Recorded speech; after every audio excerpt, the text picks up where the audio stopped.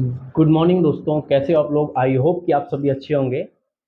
जी हाँ, बिल्कुल सही देखा है आपने वीडियो के टाइटल में कि डायरेक्ट सेल बिजनेस के अंदर जो लोग फेल हो जाते हैं वो क्यों फेल होते हैं, और डायरेक्ट सेल बिजनेस में हमें क्या करना चाहिए और क्या नहीं करना चाहिए। ऐसी मैं 10 से 11 बातें आपको बताने वाला हूँ। तो बने रहिए इस वीडियो में, बिना स्किप किए इस वीडियो को लास्ट तक देखेंगे तो पूरी वीडियो समझ आएगी।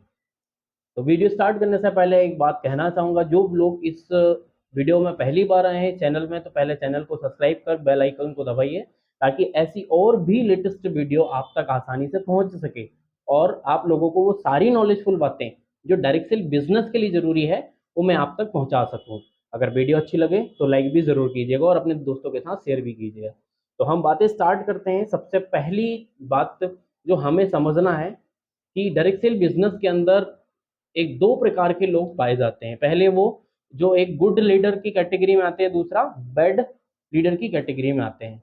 तो पहले वो लोगों की बात करेंगे, बैड लीडर, जो किसी ग्राहक के सामने जाते हैं, कंपनी को रिप्रेजेंट करते हैं, कंपनी के बारे में भी जानकारियां बताते हैं, बताने के बाद सामने वाला प्रोस्पेक्ट, सामने वाला कस्टमर सेटिस्फाइड होके बिजनेस करने के लिए स्टार्ट भी हो जाता है और पैसे भी देता है। पर जो पैसे वो व्यक्ति लेता है, जो डिस्ट्रीब्यूटर होता है वो लेता है, उन पैसों का गलत इस्तेमाल करना। मतलब जो पहला टॉपिक है हमारा वो ये है कि लोगों के पैसों के साथ खिलवाड़ ना करें। लोग पैसे आपको नहीं देते हैं, आपकी कंपनी को देते हैं। पैसे आपकी जेब में नहीं, कंपनी के अकाउंट में जाते हैं।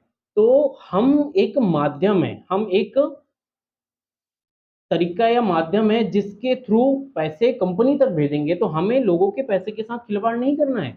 हमें हमारा जो पैसा आया है उन पैसे को सीधा कंपनी में भेजना है, ताकि उस कीमत की वस्तु, सर्विस, स्किल्स, जो भी चीज कंपनी बनाती है वो सारी की सारी चीज उतने रुपयों की ग्राहक या कंज्यूमर तक पहुंचा सके। तो पहला टॉपिक आपको समझ आया होगा कि हमें लोगों के पैसे के साथ खिलवाड़ नहीं करनी। दूसरी टॉपिक या दूसरी बातें, बहुत सारे लोग जब इस बिजनेस में आने के लिए सोचते हैं या आने से पहले बहुत सारे लोग ऐसे अपने पहले से प्रोफेशन में बिजी होते हैं। जैसे कि मेरा कोई दोस्त था जो पहले से जॉब के बारे में इंटरेस्ट लेता था और या जॉब कर रहा था। बट होता क्या है गलती कि मैं एक उदाहरण, मैं उस व्यक्ति को उस जॉब के प्रति नेगेटिव कर रहा हूं जो पिछले वो 10 साल से कर रहा है। मतलब उस व्यक्ति को अपनी जॉब से एक लगाव हो गया, एक प्रेम हो गया है, एक अहम जुड़ गया है। तो दूसरी गलती जो लोग करते हैं कि लोगों की भावना या अहम को चोट पहुंचा देते हैं। तो हमें करना क्या है कि हमें किसी की भावनाओं के साथ खिलवाड़ नहीं करना है, हमें किसी की भावनाओं को चोट नहीं पहुंचाना है। इस बिजनेस में हजारों प्रकार के लोग आते हैं और हजारों प्रकार के लोग बिजनेस को स्टार्ट करके अपने करियर को बनाना चाहते हैं और तरह तरह की फील्डों में अपना अनुभव पहले से लिए होते हैं। और हर व्यक्ति की अपने प्रोफेशन के प्रति एक भावना, एक लगाव बन जाती है। तो हमें उसको समझ के उसको सेटिस्फाइड करना है, ना कि उसकी भावनाओं के साथ खिलवाड़ करना है। तो आपको दूसरा पॉइंट समझ आया होगा। इसके बाद तीसरा पॉइंट जो बहुत जरूरी है, अपलाइन और डाउनलाइन के बीच में कोई बही खाता या उधारी नहीं होना चाहिए। क्यों? क्योंकि अपलाइन और डाउनलाइन के बीच में एक उधारी या बही खाता या कर्ज की बात करें तो आप सभी जानते हो कि जहां बात पैसों की आती है वहां पर बड़े बड़े रिश्ते टूट जाते हैं। तो अगर आप अपने डाउनलाइन को as a long term business के अंदर रखना चाहते हैं तो कभी भी अपने डाउनलाइन को अपने जेब से, अपनी इनकम से कभी भी 1 रुपया भी नहीं दीजिएगा। क्योंकि एक बार अगर हम अपने डाउनलाइन की भावनाओं में आके आर्थिक तौर से, आर्थिक रूप से वही खाता बना लेते हैं या उधारी में लेन देन करने लगते हैं तो उस व्यक्ति को परमानेंट आदत बन जाएगी। और जब आदत बन जाएगी तो हमारे टीम में लाखों लोग आने वाले हैं, लाखों लोग बिजनेस करने वाले हैं। तो हमें हर व्यक्ति को पैसा देना होगा, जो कि पॉसिबल ही नहीं है। तो आप समझ पा रहे होंगे हमें तीसरा काम क्या नहीं करना है। डाउनलाइन और अपलाइन या अपलाइन और डाउनलाइन के बीच कभी भी उधार या बही खाता नहीं रखना है। बाकी चौथा पॉइंट, बिजनेस के अंदर पारिवारिक रिश्ते को नहीं खोजना है। बहुत सारे लोग डायरेक्ट सेल बिजनेस में आ जाने के बाद इस बिजनेस को परिवार का हिस्सा मानते हैं, फैमिलियर बिजनेस है, हम भी समझते हैं। लेकिन अपने पर्सनल रिलेशन, जैसे कि किसी व्यक्ति को भाई बना लिया, किसी व्यक्ति को बहन बना लिया, किसी व्यक्ति को यार दोस्त बना लिया, किसी व्यक्ति को पर्सनल रिलेशन खोज लिया, तो इस बिजनेस में आ जाने के बाद लाखों लोग हमारे सामने होते हैं। या लाखों लोगों के साथ हमें डील करना होता है। तो हमें इस बिजनेस में किसी भी व्यक्ति से पारिवारिक रिश्ते नहीं खोजना है। बिजनेस एक प्रोफेशनल लाइफ और पारिवारिक रिश्ते मतलब एक पर्सनल लाइफ, और दोनों लाइफ को हमें अलग अलग मेंटेन करके चलाना है कि प्रोफेशनल अलग हो, पर्सनल अलग हो। हमें प्रोफेशनल और पर्सनल दोनों लाइफ को मिक्स करके बिजनेस नहीं करना है। अगर आप ऐसा कर रहे होंगे तो एक दिन आपका बिजनेस खत्म हो जाएगा। तो प्लीज सावधान रहें और अपने टीम तक हर व्यक्ति को भी ये समझाने की कोशिश करें कि पर्सनल लाइफ प्रोफेशनल लाइफ को मिक्स नहीं करना है और बिजनेस के अंदर कोई पारिवारिक रिश्ते नहीं खोजना है। बाकी पांचवा पॉइंट जो बहुत जरूरी है कि नकारात्मक प्रभाव डालने वाले लोगों से दूर रहें। नकारात्मक प्रभाव डालने वाले मतलब बहुत सारे लोग ऐसे होते हैं जो नेगेटिव बातें करते हैं। नेगेटिव बातें, तू कभी नहीं कर पाएगा, तू नहीं बन पाएगा, तेरे से नहीं होगा, तेरे बस का नहीं है। बहुत सारे बारे मैंने करके देखा है, मेरे रिश्तेदार परिवार ने करके देखा, तेरे से नहीं होगा पाएगा। मैं मानता हूं कि जो वो बोल रहा है वो बिल्कुल सही बोल रहा है कि नहीं कर पाएगा, लेकिन मैं ये भी कहना चाहता हूं कि अगर वो काम कर रहा था उससे नहीं हो पाया तो इसका मतलब ये नहीं कि दुनिया में किसी से नहीं होगा। आज अगर मुझे एरोप्लेन चलाना मुश्किल लगता है तो किसी के लिए तो आसान होगा। अगर मुझे ट्रेन चलाना मुश्किल लग रहा है तो किसी के लिए आसान होगा। अगर मुझे लाखों रुपए कमाना मुश्किल लग रहा है तो किसी के लिए आसान होगा। और वो किसी के लिए आसान है मतलब उस व्यक्ति ने उस चीज की क्या किया है, प्रैक्टिस किया, तैयारी की है। तो हमें जानना है कि उसने कैसे किया है। और जो व्यक्ति नकारात्मक भावनाएं हमारे अंदर ट्रांसफर करते हैं, हमें उन लोगों से कोसों दूर रहना है। क्योंकि मेरा मानना है कि अगर आप शराब नहीं पीते हो, फिर भी अगर आप शराब के अड्डे तक चले जाते हो तो बिना वहां से उसकी बदबू लिए कभी बाहर नहीं आओगे। दूसरा उदाहरण, अगर आप कहीं कोयले के भट्टी में चले जाओ या कोयले के खान में चले जाओ, ना कोयले को टच करना है ना कोयले को लेकर आना है, बट फिर भी कोयले के कुछ ट्रेसेस आपके शरीर के अंदर आ जाते हैं।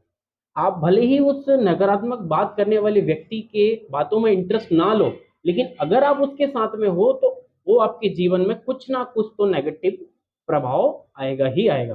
तो हमें इन लोगों से कोसों दूर रहना है। दूसरी अगली चीज जो हमें नहीं करना है बिजनेस के अंदर, छठवीं चीज, कि किसी भी व्यक्ति की शिकायत और आलोचना नहीं करनी है। किसी भी व्यक्ति की बुराई नहीं करनी है। अधिकतर लोग ऐसा मैंने देखा है कि अगर किसी का 20,000, 50,000, 60,000, 80,000, लाख रुपए का इनकम आ जाता है और किसी व्यक्ति का नहीं आता, तो जिसका नहीं आता है वो आए वाले व्यक्ति की आलोचना, बुराइयां करना स्टार्ट कर देता है। अच्छी चीजें को दबाकर बुरी चीजों को शो ऑफ करना स्टार्ट कर देता है, जिससे कि उसका भी लॉस होता है और उसके टीम में जो लोग हैं वो भी वही कल्चर के साथ बिजनेस करना स्टार्ट करते हैं। तो जैसा बोला जाता है और आप सभी जानते होंगे कि डायरेक्ट सेल बिजनेस के अंदर जैसा हम बीज बोएंगे, जैसा हम करेंगे, सेम वैसा ही हमें रिटर्न मिलेगा। ये डायरेक्ट सेल या दुनिया का नियम है कि जैसा हम बीज लगाएंगे वैसे ही हमें वृक्ष मिलने वाला है। तो इस चीज को हमें ध्यान देना है कि हमें कभी भी किसी की आलोचना या शिकायत नहीं करनी है। सातवां पॉइंट जो बहुत जरूरी है, डाउनलाइन के सामने अपलाइन और कंपनी की नकारात्मक बातें नहीं करना है। क्यों? ये बहुत बड़ी बात है। आज कंपनी हो, कोई इंसान हो या कोई भी चीज हो, या बात करें भगवान की, कोई भी दुनिया में है, तो हर चीज, हर व्यक्ति, हर इंसान को नकारात्मक फेस या नकारात्मक नकारात्मक चीजों को अनुभव करके आगे बढ़ना पड़ता है। हर व्यक्ति के जीवन में समस्या आती है, हर कंपनियों के स्ट्रगल लाइफ में समस्या आती है, हर दुनिया में जो भी हैं हर व्यक्ति को समस्या आती है। लेकिन हम हमारे डाउनलाइन के सामने तमाम दुनिया की नकारात्मक समस्याएं को बताना स्टार्ट कर दिए, तो ये जो समस्याएं हैं ये परमानेंटली नहीं होती, एक टाइम में सही हो जाती है।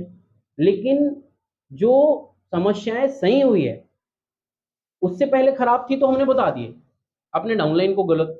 जब डाउनलाइन को गलत बता देंगे तो उसके दिमाग में वो फाइल सेव हो जाएगी और वो फाइल डिलीट करना फिर बहुत मुश्किल हो जाता है। तो हमें कभी भी अपने डाउनलाइन के सामने नकारात्मक बातें नहीं करनी है, क्योंकि मेरा मानना है कि जीवन में कोई भी अच्छी चीज हो या बुरी चीज हो, कभी भी वो परमानेंटली नहीं रहती। आपने एक लाइन सुनी भी होगी, मेरी बहुत फेवरेट लाइन है, मैं हमेशा कहता हूँ कि जब भी आपके सामने अच्छा समय हो तो हमेशा ये लाइन याद रखना चाहिए। लाइन कौन सी? कि ये वक्त गुजर जाएगा।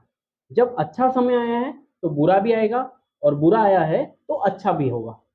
अगर बुरा समय है तो हमने एक दीवार में कील ठोक दी है कि ऐसा ऐसा बुरा है, लेकिन एक टाइम में अच्छा आएगा, हम कील निकाल तो लेंगे, लेकिन कील की जगह जो छेद हुआ है उस छेद को हम भर नहीं पाएंगे, और वो छेद इंसान के दिमाग और दिल में हमेशा बन जाता है। तो हमें इस बात का बहुत बड़ा ध्यान रखना है। अगली आठवीं चीज जो हमें बहुत समझदारी से समझनी है कि हमें बिना कारणवश, बिना कोई कारण के हमारे क्रॉस लाइन के साथ बैठकर फालतू बातें नहीं करनी है। मैंने बहुत बार ऐसा देखा है बिजनेस के अंदर फेल होने के लोगों के कारण, कि बिना कोई मतलब के अपनी क्रॉस लाइन के साथ बैठ के लोगों के बारे में, अपलाइन के बारे में, कंपनी के बारे में गलत चीजों के तौर से बात करते हुए बातें करेंगे।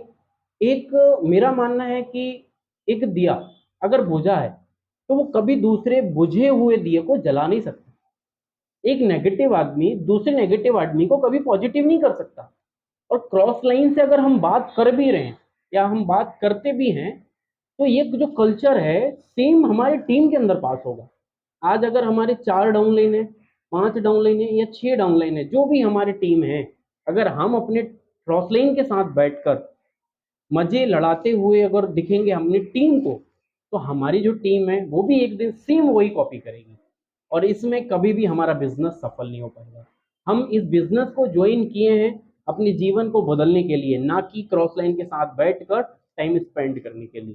तो इस बात को हमेशा आपको ध्यान रखना है। बाकी 9वीं बात जो आप लोगों के लिए बहुत ज़रूरी है कि डाउनलाइन और अपलाइन के बीच में लगातार संपर्क रहे, लगातार बातें होते रहे, क्योंकि जीवन में बहुत बार उतार चढ़ाव आते हैं। बहुत बार ऐसी चीज़ें होती है कि मन हार जाता है, टूट जाता है कि नहीं अब मेरे से नहीं हो पाएगा, बट ऐसा कुछ नहीं होता। लेकिन हर इंसान के दिमाग में, मेरा मानना है, 24 घंटे में एक बार नेगेटिव थॉट्स तो आता ही। जब भी आपको लगे कि नकारात्मक भावनाएं आपके अंदर प्रवेश कर रही हैं या आप परेशान या उदास हैं, तो कुछ ना करें, शांति से 10 मिनट बैठें और बैठने के बाद अपने अपलाइन से संपर्क करने की कोशिश करें, क्योंकि अपलाइन के पास हर वो चीज की दवा है जो सारी दुनिया में नहीं मिल पाएगी। अपलाइन बहुत बड़ी चीज है। तो अपलाइन और डाउनलाइन के बीच में लगातार संबंध, रिश्ते, लगातार बातें होते रहे तो कभी भी व्यक्ति इस बिजनेस में असफल हो ही नहीं सकता।